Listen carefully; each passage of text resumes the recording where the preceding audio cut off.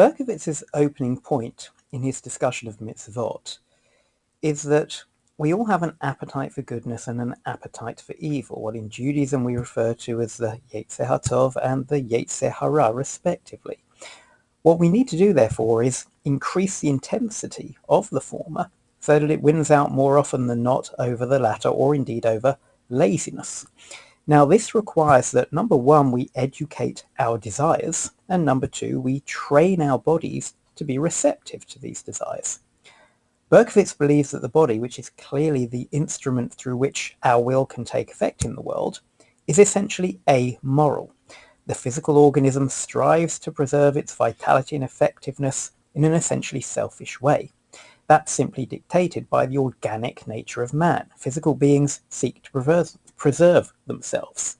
We need therefore to train the physical body to overcome its natural disposition.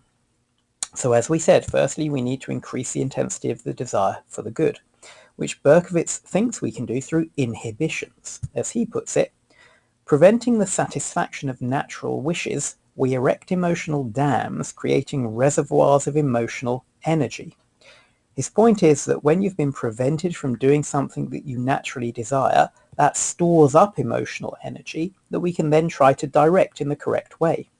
According to Berkovits, as the quote here indicates that you should take a moment to read, this is precisely what the negative commands of Judaism achieve, whether the laws preventing melacha on Shabbat or the restrictions of keeping kosher. But more than that, we need to remember to train the body to acquiesce to our desire for the good. And the only way to do this is through training.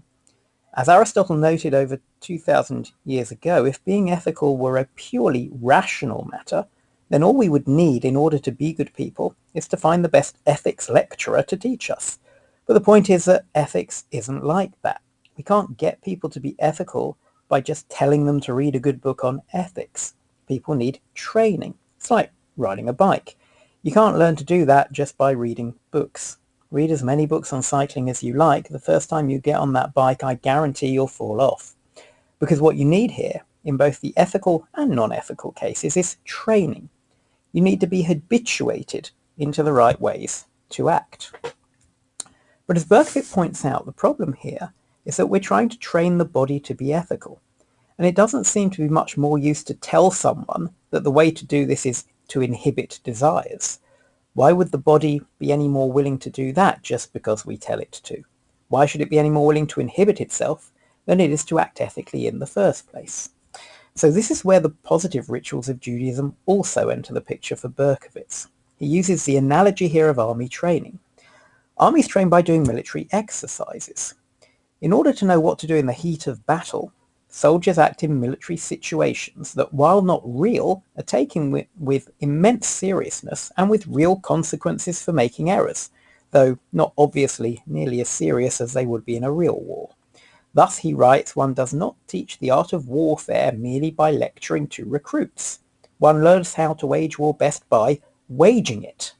On the other hand, to wait until a martial conflict actually arises would be foolhardy. It may then be too late to learn.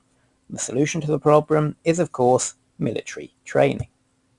And this, for Berkovits, is what ritual mitzvot, both positive and negative, are there to do. Take kashrut, for example.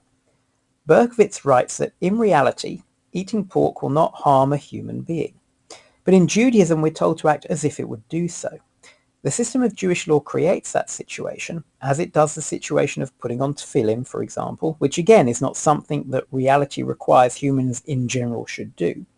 And it's the same with the army recruit, who does not dare move in a training situation for fear of being shot. It's just training, though. He won't be shot. But he must act as if he will do, so that when the real time comes in war, he'll automatically do the right thing. Analogously, mitzvot for Berkovits discipline our desires through partial inhibitions. After all, we are allowed to eat, it's just that we can't eat everything. And this indirectly makes us less selfish.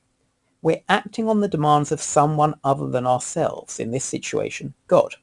And this trains our good and evil inclinations in order to prepare us for the real ethical challenges, where we will have to be able to sacrifice our own interests for those as another. As Berkovits puts it, The purpose of the inhibitive rules is to practice saying no to self-centered demands, whereas the fulfillment of the positive commands is the exercise of saying yes in consideration of an order different from one's own. Through the ritual mitzvot, then, we're training to be ethical. We train our desires to yield to those of others, and we train our body to instinctively act in this way by giving it a method of training that's comprehensive and continuous. And that, for Berkovits, both gives the mitzvot immense spiritual significance, while also solving the problem of how to induce us to be ethical.